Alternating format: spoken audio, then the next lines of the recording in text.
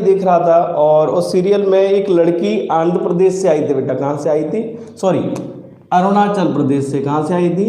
और अरुणाचल प्रदेश से जब आई तो मैंने देखा कि अरुणाचल प्रदेश की जो थोड़ी सी भाषा है वो थोड़ी सी अलग है। और इस आधार पर मुझे पता ही नहीं चल रहा था कि भाई ये अरुणाचल प्रदेश है वो भारत में ही आता है। क्यों? क्योंकि उसकी भाषा और उसके पहनावे, उसके रंग रूप से कहीं तक भी वहाँ भारत का बोध नहीं हो रहा। जबकि अगर भाषा हिंदी होती तो एक राष्ट्र की भाषा हिंदी होती और उसके द्वारा कहे गए कथन कहीं ना कहीं मेरी समझ में आते और हम एक दूसरे के विचारों को एक दूसरे के साथ विनिमय कर पाते। लेकिन वही है, सिंपल सी बात। कुछ लोगों ने क्या है, मातृभाषा और मातृभाषा में दोनों में अंतर कर दिया है। एक होता है मातृभाषा, और याद रखना जितने भी लोग हम आपस में बात करते हैं वो सब मातृभाषा कहते हैं, मातृभाषा नहीं कहते। याद रखना, मातृ और मातृ में बहुत बड़ा अंतर होता है। हमें यह भी नहीं पता होता कि मातृभाषा या मातृभाषा, तो याद रखना मातृभाषा होता है, मातृभाषा नहीं होता है। लेकिन सभी लोग यही कहते हैं मातृभाषा। मात्र आप जानते हो ये जो चीज़ें हैं वो कितनी है? 10 रुपए की, मात्र 10 रुपए की। तो मात्र मतलब जिसका स्थान सीमित हो या संकुचित हो, जबकि मातृभाषा का मतलब होता है माँ के द्वारा सीखी गई भाषा या आसपास के लोगों के द्वारा जिस भाषा को सीखते हैं उसे मातृभाषा कहते हैं। याद रखना, यह मैं बस इतनी सी बात कहूँगा कि जब तक हमारे देश की कोई एक भाषा नहीं होगी तब तक विकास करना संभव नहीं है। इसीलिए नहीं, कुछ लोग कहते हैं कि सर हमें क्या मतलब है, हाँ केरल या तमिलनाडु से हमें क्या दिक्कत आती है, भाषा एक हो कि नहीं हो।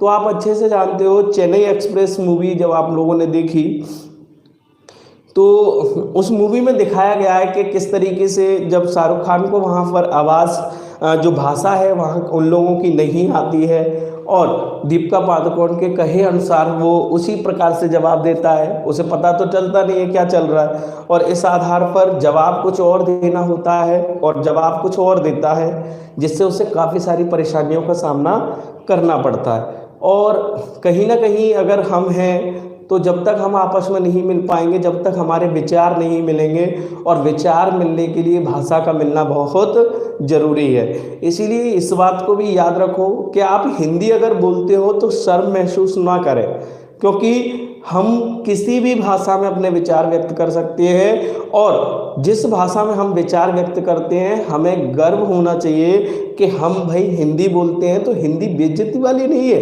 क्यों नहीं है? क्योंकि अब अंग्रेजी की तुलना में हिंदी ऐसी भाषा है जिसमें विचारों को स्पष्टतः व्यक्त करने की क्षमता होती है, जबकि अंग्रेजी में ऐसा कहीं से कहीं भी देखने को नहीं मिलेगा।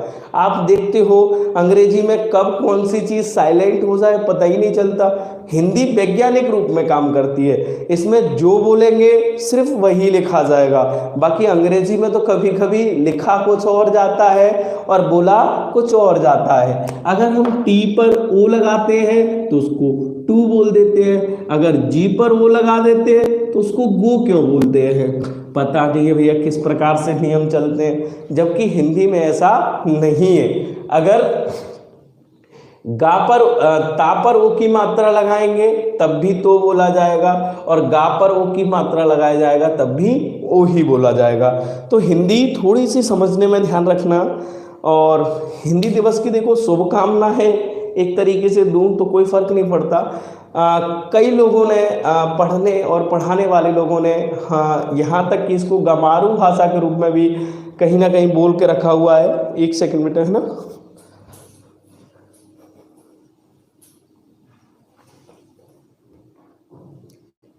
कुछ लोग क्या करते हैं, इसको गमारू भाषा के रूप में भी बोल देते हैं कि भाई हिंदी क्या है, एक गमारू भाषा है। लेकिन आप बेटा याद रखना, हमारे लिए कोई भी भाषा जो हमारे विचारों को व्यक्त करती है वो हमारे लिए श्रेष्ठतम होती है। ना मैं अंग्रेजी की कहूँगा और ना हिंदी की कहूँगा, जिस भाषा में हम अपने विचार व्यक्त कर पाएँ। आप खुद सोच के देखिए, अगर मान के चलिए किसी की यहाँ कोई गमी हो जाती है तो इंग्लिश बोलने वाला किस प्रकार से रोता है, आप सोच के देखिए खुद, इंग्लिश वाला कैसे रोएगा, जबकि हिंदी वाला रोते समय अपने भावों को, नेटवर्क रिफ्रेश हो रहा है मेरे हिसाब से, ठीक है। चलिए, मैंने आप लोगों का काफ़ी समय बर्बाद कर दिया, मुझे ऐसा लगता है, और इस कारण से अपन आगे चलते हैं, वरना कहोगे कि लो सर ने अपने काम में लग गए और ये क्या फालतू बकवासें बताने लगे। तो है ना, चलिए मैं आप लोगों को बता देता हूँ। देखिए क्या हुआ, अगला टॉपिक अपन जो पढ़ने वाले हैं वो वाच्य पढ़ेंगे बेटा। क्या पढ़ेंगे? वाच्य पढ़ेंगे, ठीक है। आज अपन वाच्य, लिंग और कारक, सॉरी वाच्य, लिंग और वचन, तीन टॉपिक को कहीं ना कहीं क्लियर करने की कोशिश करेंगे। अगर थोड़ा बहुत कहीं रह भी जाता है, एक सेकंड, अगर थोड़ा बहुत भी कहीं रह जाता है तो आप बेफिक्र रहे इस चीज़ को लेकर के, मैं उस चीज़ को आपको क्लियर करा दूंगा, है ना। चल, तो वाच्य से अपन पढ़ेंगे। एक बार क्या हुआ, एक लड़का लेके आया, कॉपी को लेकर के आ गया और बोला सर ये गलत लिखा हुआ है। मैंने क्या गलत लिखा हुआ? बोले सर वाक्य होता है। क्या होता है? वाक्य होता है। वाच्य तो होता ही नहीं है, लेकिन अपन समझ लेंगे बेटा, वाच्य होता है और वाच्य को इंग्लिश में कहते हैं वॉइस। क्या कहते हैं? वॉइस। एक्चुअल में हम एक्टिव वॉइस और पैसिव वॉइस पढ़ते हैं। क्या पढ़ते हैं? वॉइस। अगर वॉइस को देखा जाए तो वॉइस माने सामान्यतः अगर देखते हैं तो आवाज होता है, और ऐसे ही वाच्य का मतलब कहना या फिर बोलना, है ना। किसी भाव को कहने या बोलने का जो प्रभाव होता है उसे हम वाच्य कहते हैं बेटा। क्या कहते हैं? वाच्य कहते हैं। याद रखना, वाच्य का शाब्दिक अर्थ होता है बोलने योग्य या फिर कहने योग्य। क्या होता है? बोलने योग्य या फिर कहने योग्य। हम अंग्रेजी की बात करते हैं तो बेटा अंग्रेजी में दो प्रकार के वॉइस होते हैं, आप अच्छे से जानते हो। एक एक्टिव वॉइस और दूसरा होता है पैसिव वॉइस। होते हैं कि नहीं होते? ऐसे ही हिंदी की बात करते हैं तो हिंदी तीन प्रकार के भावों में व्यक्त की जा सकती है। यानी कि जो भाषा है हिंदी वो तीन भावों में व्यक्त होती है। एक कर्तरीवाच्य, एक कर्तरीवाच्य, दूसरा कर्मवाच्य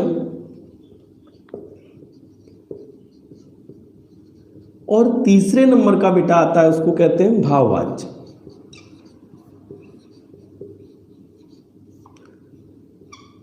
ठीक है, एक बार फिर रिपीट करूंगा। वाच्य के तीन भेद है बेटा। वाच्य के कितने भेद हैं? तीन भेद, है ना। कौन कौन से हैं? एक सेकंड बेटा, है ना। इसकी थोड़ा सा पिक्चर क्वालिटी इसको हल्का बढ़ाऊं, मुझे धुंधला देख रहा है।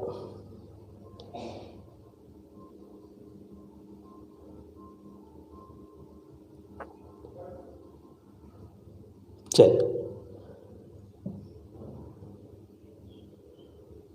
एक सेकेंड। आज सभी लोग कहाँ गायब हैं? मुझे ऐसा लग रहा है, मुझे यहाँ केवल और केवल 14 लोग लाइव दिख रहे हैं। ऐसा क्यों बेटा? कोई कहीं गया है क्या? आज कुछ स्पेशल हो शायद।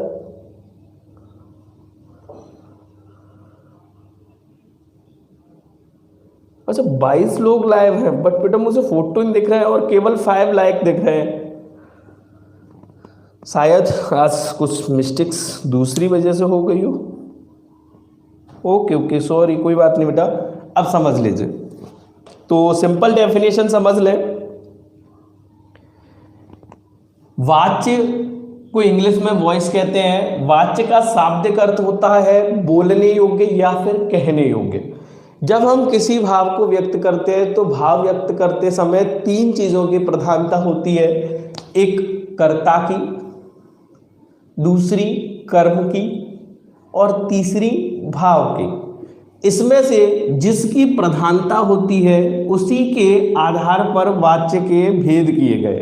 तो कर्ता की प्रधानता हो कर्तरी वाच्य, कर्म की प्रधानता हो कर्मवाच्य और भाव की प्रधानता हो भाववाच्य। मैं आपको बता दूं किस तरीके से कर्ता की प्रधानता रहेगी, किस तरीके से कर्म की रहेगी, तो आप सिंपल ही समझ लें। और इससे संबंधित प्रश्न यूपीएसआई में बेटा कई बार आता है ना। यूपीएसआई में इससे कई बार प्रश्न आता है और 99% आता है।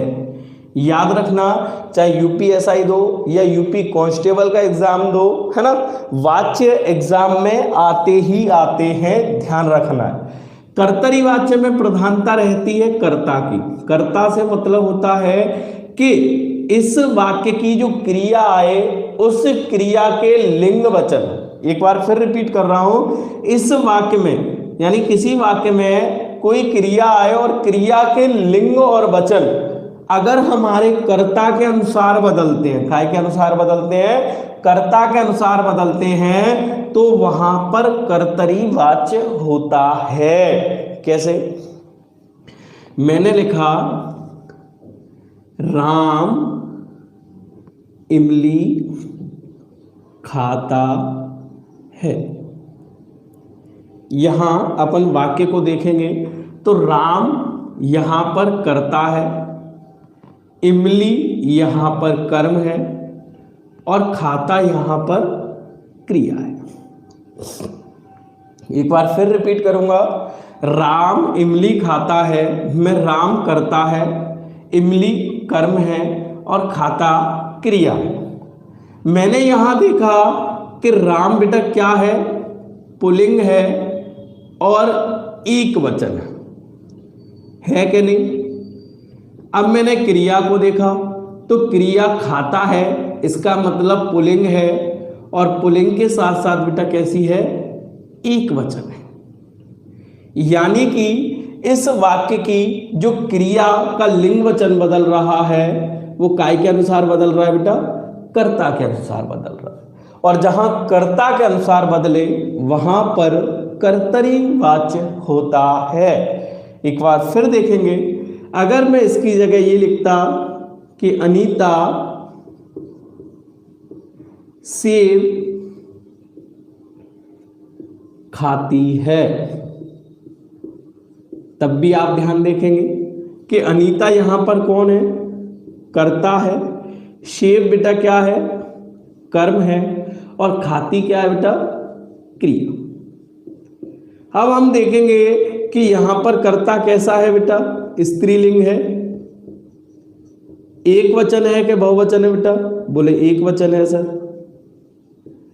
फिर यहां क्रिया को देखेंगे, क्रिया भी बेटा कैसी है, स्त्रीलिंग है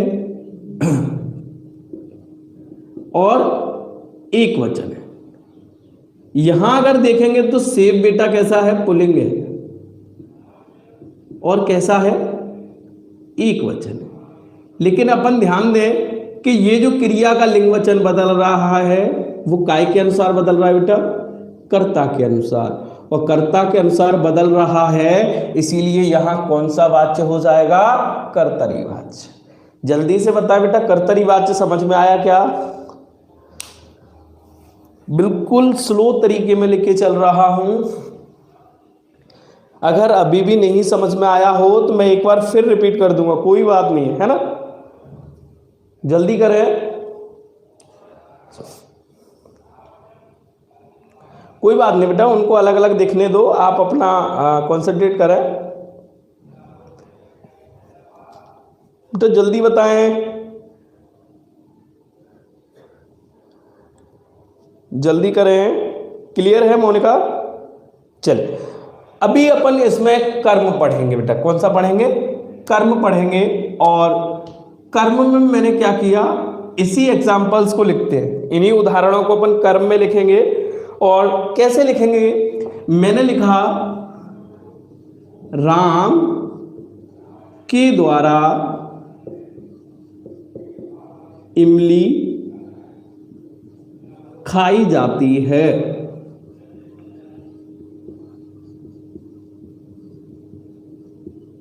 ठीक है। आपने देखा होगा यहां पर वाई का प्रयोग करते हैं इंग्लिश में, है ना। जब भी हम एक्टिव से पैसिव बनाते हैं, जब भी हम एक्टिव से पैसिव बनाते हैं तो पैसिव बनाते समय याद रखा जाता है सबसे पहले जो सेंटेंस होता है वो ऑब्जेक्ट से शुरू होता है और लास्ट में जाकर के बाय, हिम, बाय, हर, है ना, बाय के द्वारा सब्जेक्ट को जोड़ा जाता है, कहीं ना कहीं ऐसे ही तो जोड़ा जाता है। तो यहां भी क्या हो रहा है बेटा, बाय माने बाय का मतलब होता है के द्वारा, होता है कि नहीं होता। और राम के द्वारा इमली क्या हो रही है बेटा, खाई जाती है। अब देखिए राम यहां करता है, काम को करने वाला तो राम ही है, और ये बेटा क्या है, पुल्लिंग है, और पुल्लिंग के साथ साथ ये क्या है, एक वचन है। क्लियर है। इसके अलावा इमली क्या है बेटा, इमली यहां पर कर्म है, इमली क्या है, कर्म है, और कर्म के साथ साथ स्त्रीलिंग है, और स्त्रीलिंग के साथ साथ एक वचन। ठीक है। अब देखेंगे यहां पर खाई और जाती है, ये बेटा क्या है, क्रिया। क्रिया कैसी है, यहां पर स्त्रीलिंग है और क्या है, एक वचन है। अब हमने देखा कि यहां पर जो इस क्रिया का लिंग वचन बदल रहा है वो कर्ता के अनुसार नहीं बदल रहा, काय के अनुसार बदल रहा है बेटा, कर्म के अनुसार बदल रहा है। और कर्म के अनुसार बदले तो उसे हम कौन सा वाच्य कहेंगे, कर्मवाच्य कहेंगे। क्लियर है। एक बार फिर रिपीट करता हूं, सेंटेंस को लिखा मैंने, राम के द्वारा इमली खाई जाती है। यहां पर राम करता है, कर्ता पुल्लिंग है और एक वचन है। ये इमली कर्म है, स्त्रीलिंग है, एक वचन है। खाई जाती है क्रिया है, स्त्रीलिंग है, एक वचन है। यानी कि इस क्रिया के जो लिंग वचन बदल रहे हैं वो कर्ता के अनुसार ना बदलते हुए कर्म के अनुसार बदल रहे हैं। यानी यहां पर ये स्त्रीलिंग है इसलिए ये भी स्त्रीलिंग है, और इसीलिए इसको हम कर्मवाच्य कहेंगे। कभी कभी सेम आता है, सेम मतलब, मैं इसको मिटाता हूं बेटा, है ना।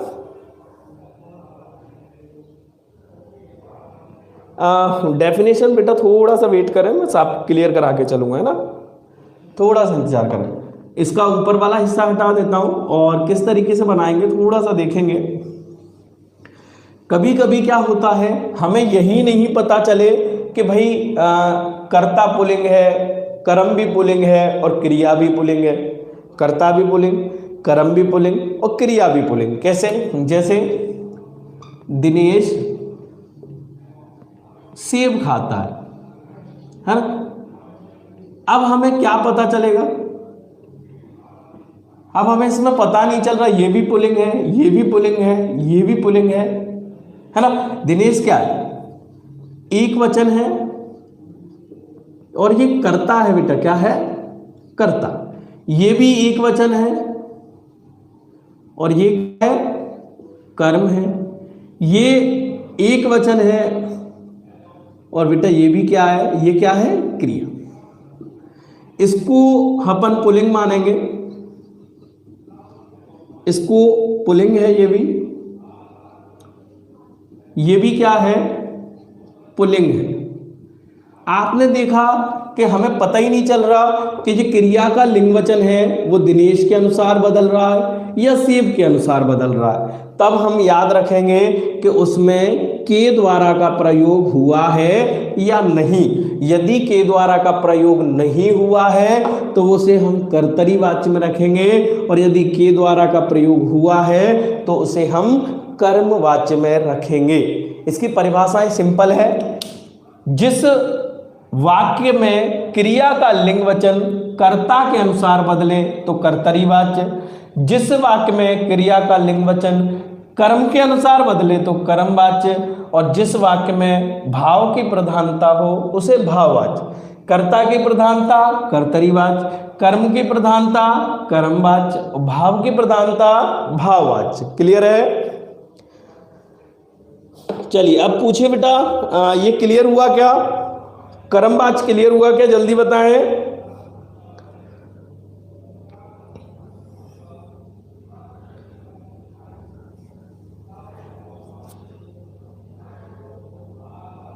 ओके चलिए, अब समझते हैं भाववाच्य। अब कौन सा बेटा, भाववाच्य समझते हैं, ठीक है। देखिए, जिसमें भाव की प्रधानता हो उसे भाववाच्य कहा जाएगा। कैसे कहा जाएगा बेटा, थोड़ा सा समझ लो। जैसे बच्चा रात भर कैसे जागेगा। देखिए, यहां पर बच्चा प्रधान नहीं है, आप अच्छे से जानते हो, हमारे भाव प्रधान है, क्योंकि यहां पर सोचने का काम हम कर रहे हैं। कैसे जागेगा, सीता चलने का काम करती है, सीता चलती है तो वो करता है, लेकिन सीता जंगल में कैसे चल पाएगी।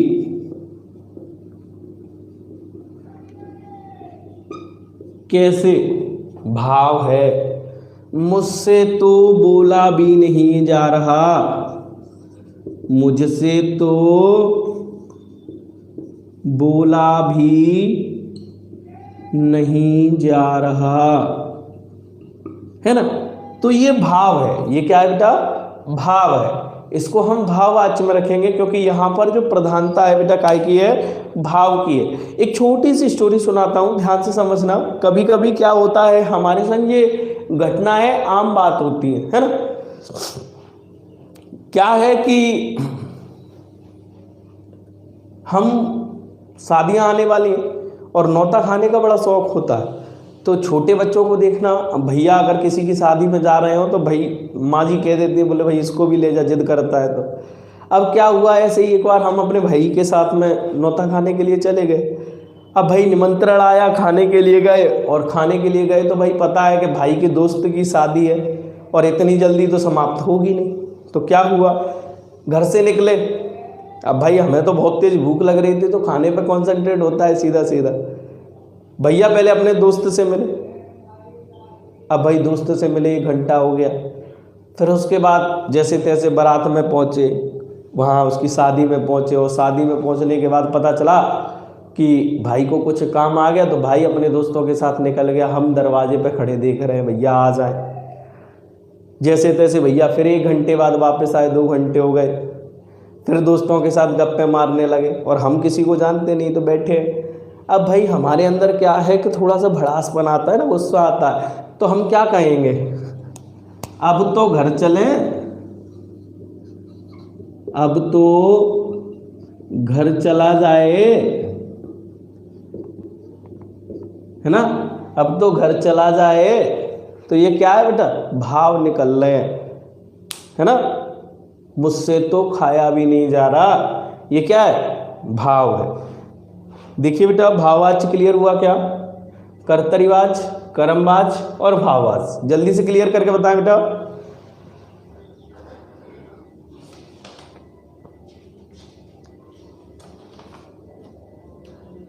जल्दी क्लियर करके बताएं बेटा।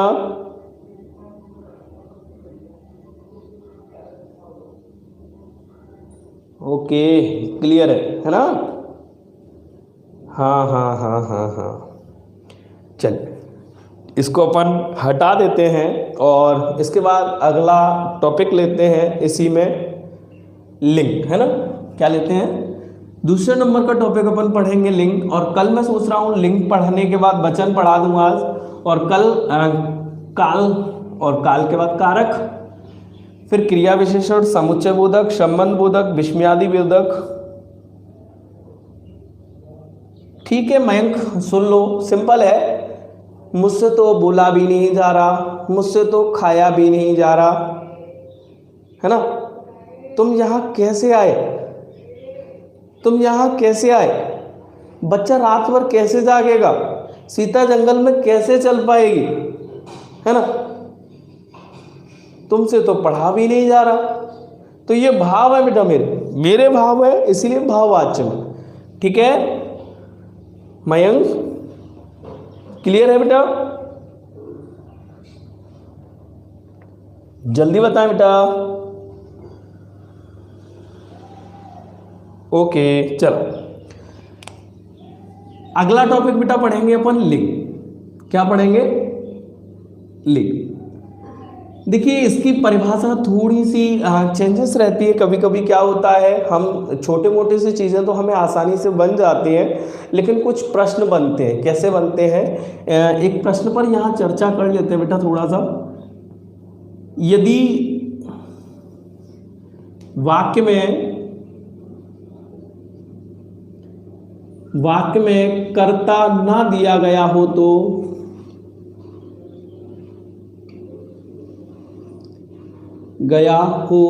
तो वाक्य की क्रिया किस लिंग में बदलेगी?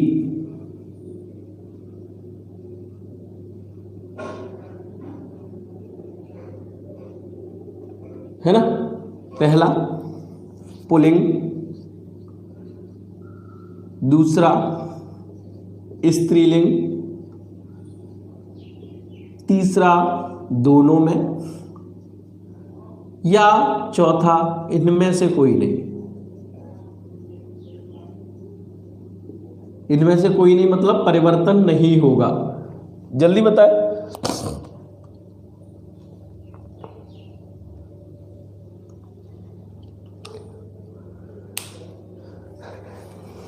जल्दी बताए बेटा।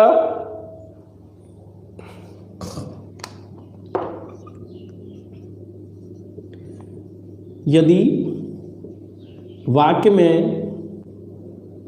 सर्वनाम दिया हो तो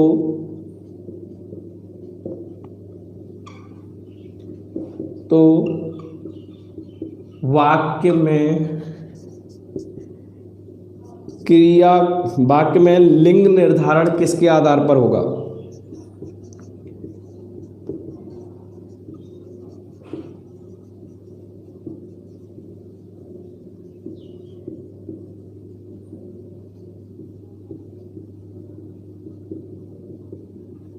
नंबर 1 कर्ता, संज्ञा, नंबर 2 सर्वनाम, नंबर 3 क्रिया, नंबर 4 विशेषण। है ना? वाक्य में लिंग निर्धारण किसके आधार पर होता है?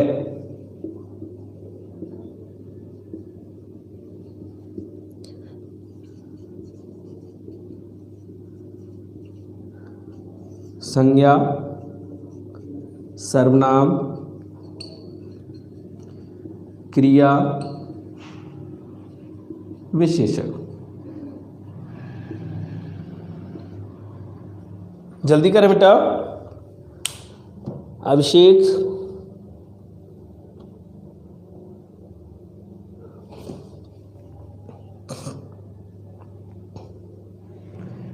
तब तक आप आंसर्स दीजिए। है ना बेटा?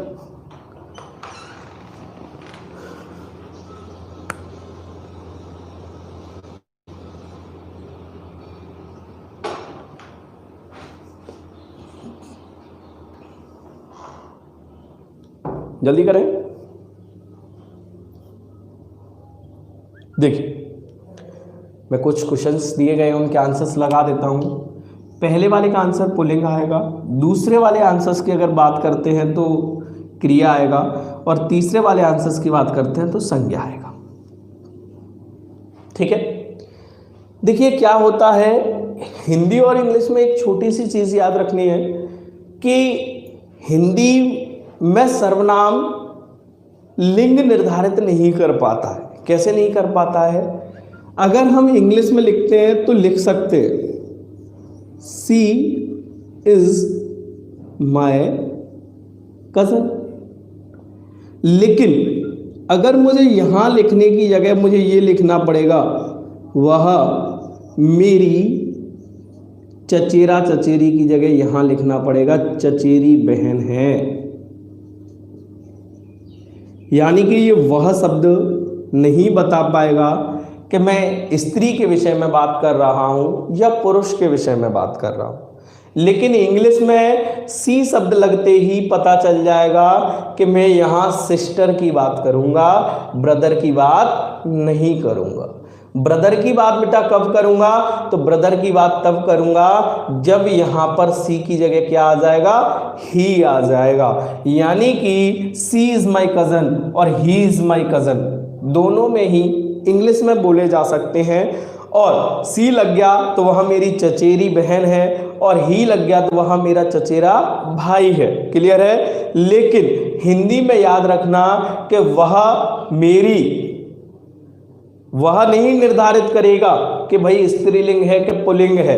और यहाँ पर जो चचेरा भाई या चचेरी बहन आएगी तो बेटा आप अच्छे से जानते हो ये बाद वाली चीज निर्धारित कर रही हैं। यानी कि सबसे पहली चीज याद रखना है कि यदि वाक्य में सर्वनाम दिया गया हो तो बेटा ये सर्वनाम है, तो वाक्य का जो लिंग निर्धारण होगा वो बेटा क्रिया करेगी।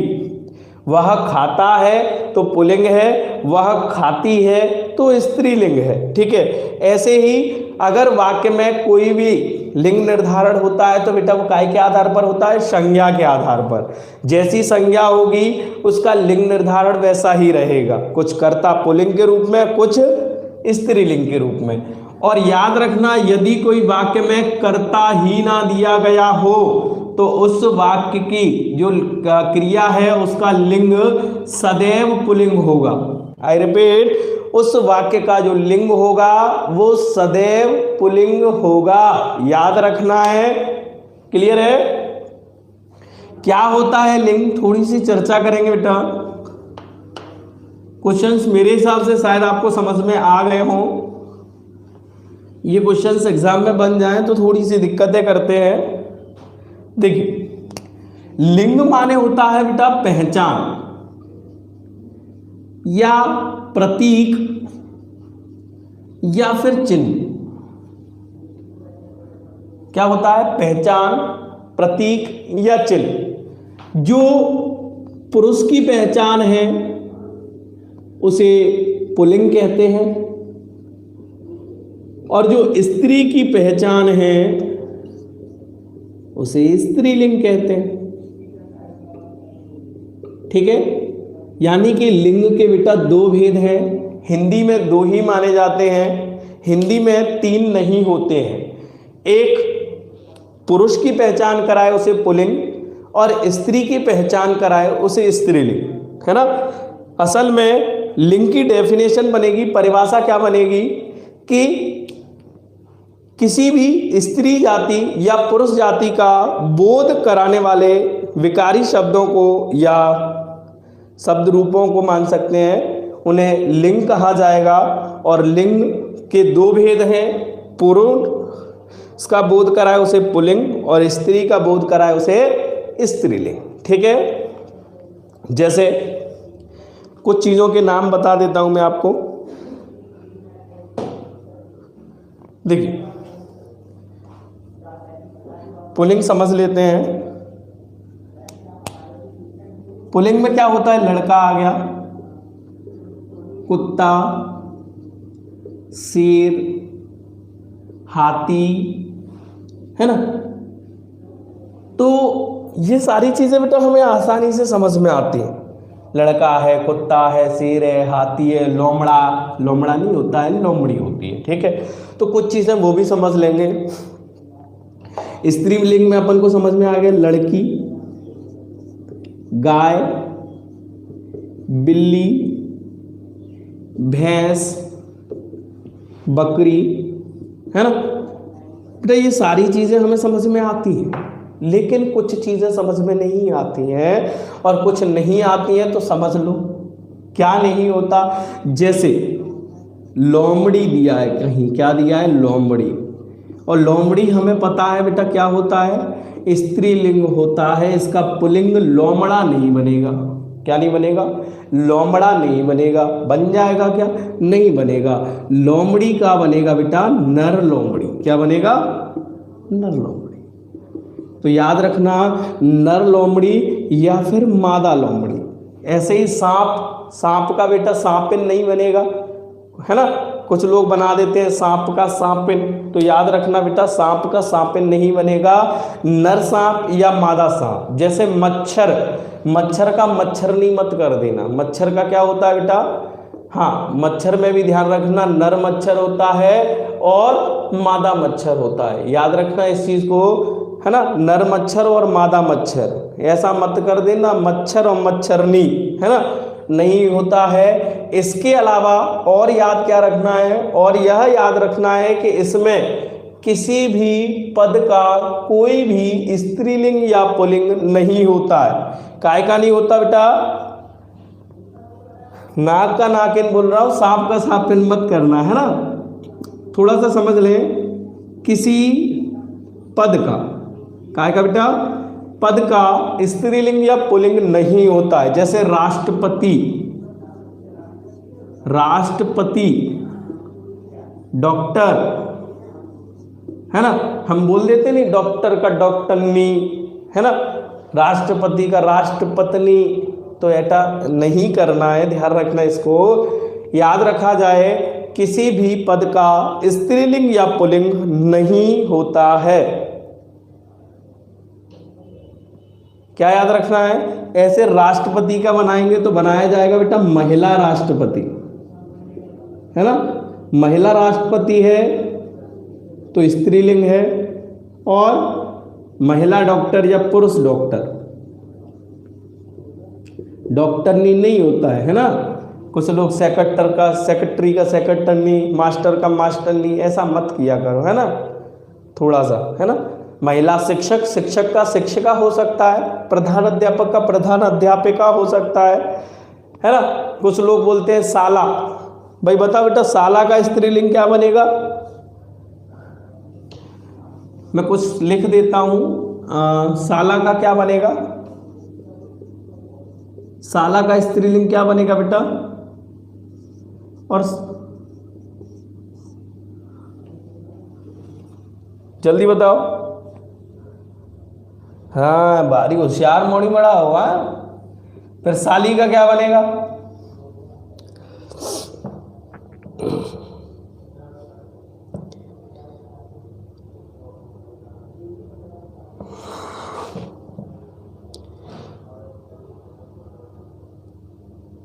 बेटा लोकल लैंग्वेज से कोई मतलब नहीं है। साला का सलहज बनता है और साली का साड़ू बनेगा बेटा, साड़ू क्या बनेगा, हाँ साला का सलहज बनेगा, साली का साड़ू बनेगा, भाई का भाभी बनेगा, बहन का बहनोई बनता है, बहन का क्या बनता है बेटा, बहनोई बनता है, याद रखना, है ना, हम कुछ भी कर देते हैं। वीर का क्या बनेगा बेटा, वीर का बता बेटा, वीर का क्या बनेगा,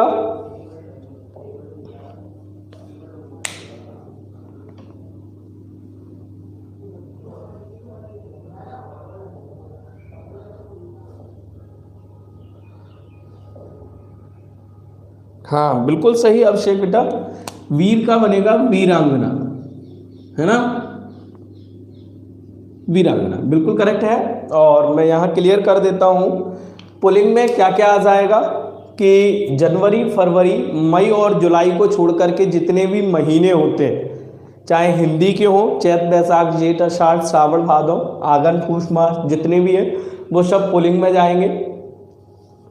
इसके अलावा अगर देखेंगे तो रतन हो, हीरा, पन्ना, मोती, नीलम, मूंगा, पुखराज, ये पुल्लिंग में जाएंगे।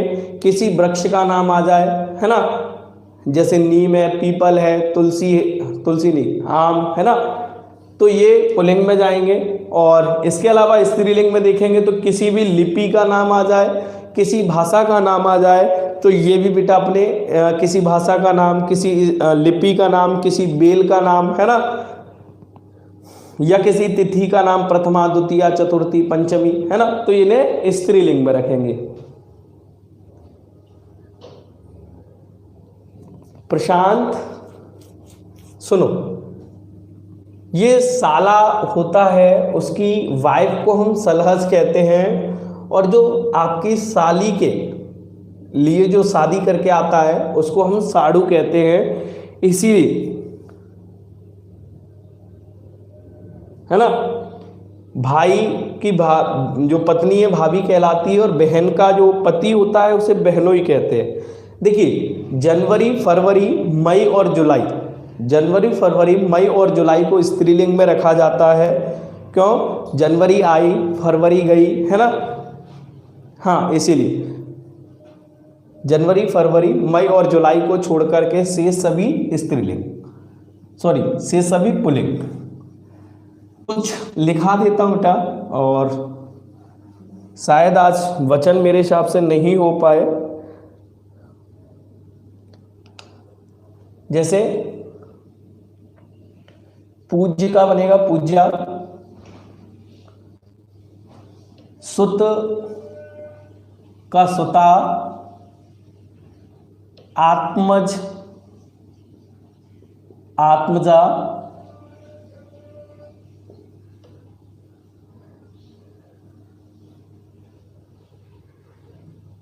ओए लाल मेरे घरवाली का क्या बनेगा? बाबरा हो गया क्या है? रामकेश क्या हो गया है? साड़ू का साली, है ना। साला का सलहन, भाई का भाभी, बहनोई का बहन, प्रिय का प्रिया, है ना। प्रिय का बेटा क्या बन जाएगा? प्रिया। कांत का कांता, और भवदीय का भवदिया,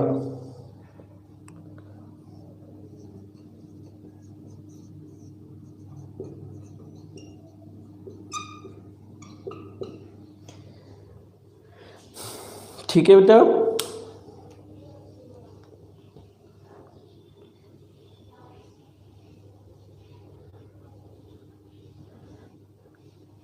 यहां के बाद अगला टॉपिक देखेंगे बेटा। अगला टॉपिक है वचन। अगला कौन सा है? वचन होता है, और वचन में क्या है? सिंपल है,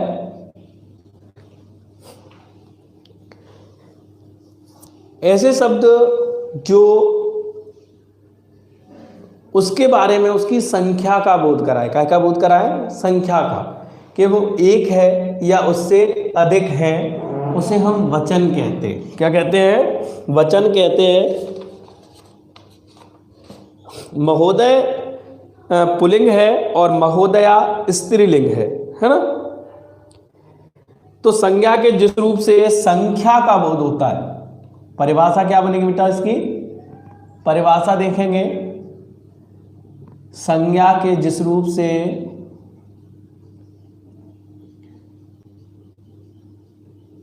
रूप से संख्या का बोध होता है,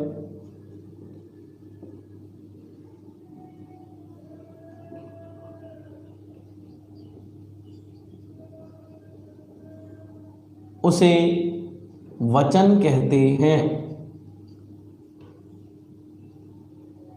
क्या कहते हैं बेटा? वचन कहते हैं। और वचन दो प्रकार के होते हैं, इसमें भी दो ही है ना। संस्कृत में तीन होते हैं, एक वचन, द्विवचन और बहुवचन, लेकिन हिंदी में दो ही है, एक वचन और बहुवचन।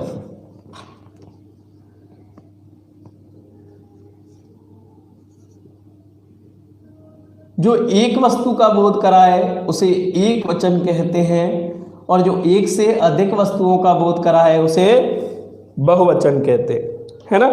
जैसे आप जानते हो बालक, बालिका, कुत्ता,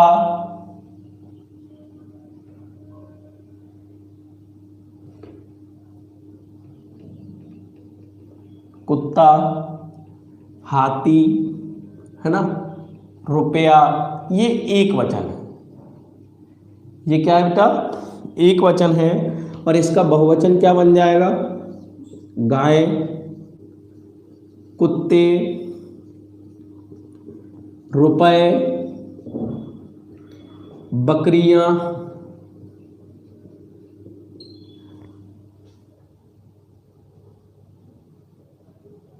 प्रांशुल कुमार, अभी गुड मॉर्निंग हो रही है बेटा, आपको ज्यादा जल्दी नहीं आ गए,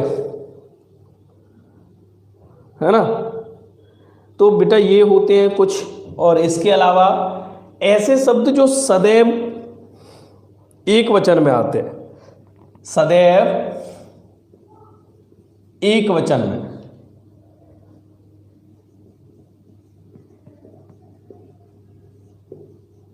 सदैव एक वचन शब्द कौन से होते हैं? यानी कि जिनमें परिवर्तन नहीं होता है। और एक होते हैं सदैव बहुवचन,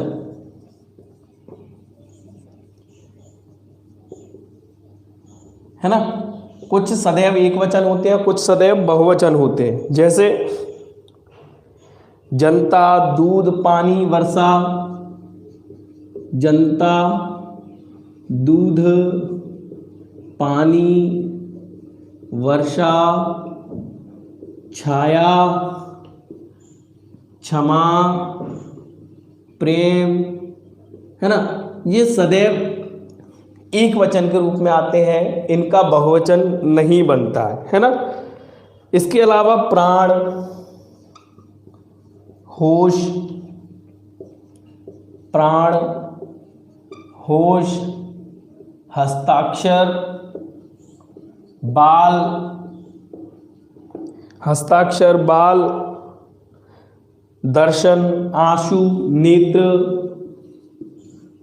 दर्शन, आंसू, नेत्र, ये शब्द सदैव पुल्लिंग के रूप में आते, सॉरी बहुवचन के रूप में आते हैं। इनका एक वचन के रूप में प्रयोग नहीं होता है। क्लियर है? ये वाले शब्द सदैव एक वचन में और ये शब्द सदैव बहुवचन के रूप में ही प्रयोग होते हैं। कोई बात नहीं बेटा, है ना, बाद में पढ़ लेना।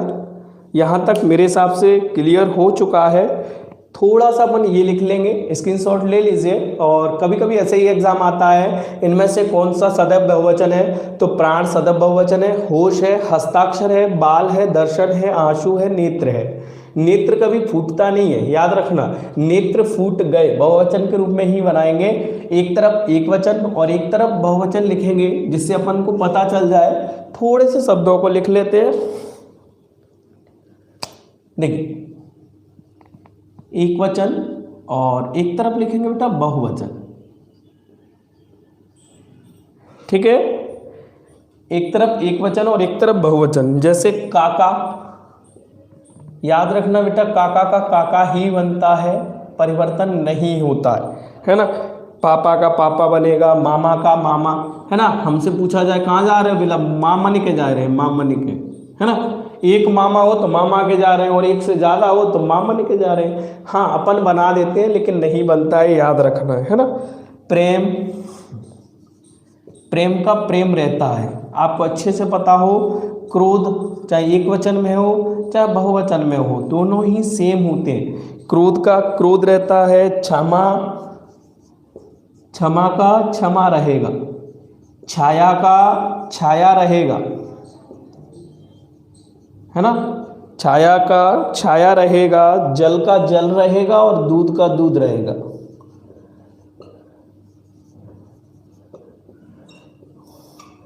कुछ शब्द ऐसे हैं जो थोड़ा सा हटके आते हैं। जैसे हाकिम का हुक्काम बनता है, हाकिम का क्या बनेगा? हुक्काम बनता है। खबर का खबरात बनता है, खबर का खबरात बनेगा। कायदा का कवायद बनेगा, कायदा का कवायद बनेगा, है ना? और जौहर का जवाहिर, जौहर का जवाहिर। अमीर का उमरा बनता है बेटा, अमीर का उमरा बनेगा, कागज का कागजात बनता है, कागजों नहीं बनेगा, कागज का क्या बनेगा, कागजात बनेगा, और तारीख का तवारीख, हक्का हुकूक, तारीख का तवारीख है ना, और ख्याल का ख्यालात।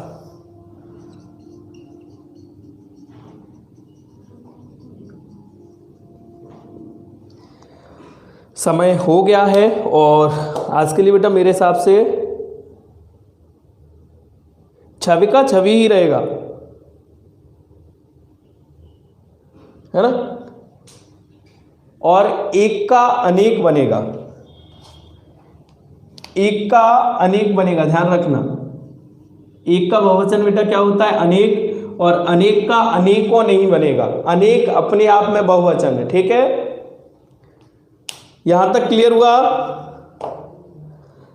यहां तक क्लियर हुआ। मैथ की लिंक आप लोगों को बेटा मिल जाएगी, और कल मैं जो टॉपिक शुरू करने वाला हूं, अच्छा छवि का छवि है चलिए थैंक यू बेटा। मैं कल बता देता हूं, कल का टॉपिक काल रहेगा, है ना। मेरे अनुसार मैं जो पढ़ा रहा हूं, शायद किसी को कोई परेशानी नहीं आ रही हो, अगर फिर भी आए तो मुझसे पूछ लीजिएगा, कोई बात नहीं है ना। चलिए आज के लिए यहाँ तक काफ़ी है, तब तक के लिए जय श्री कृष्णा, राधे कृष्णा।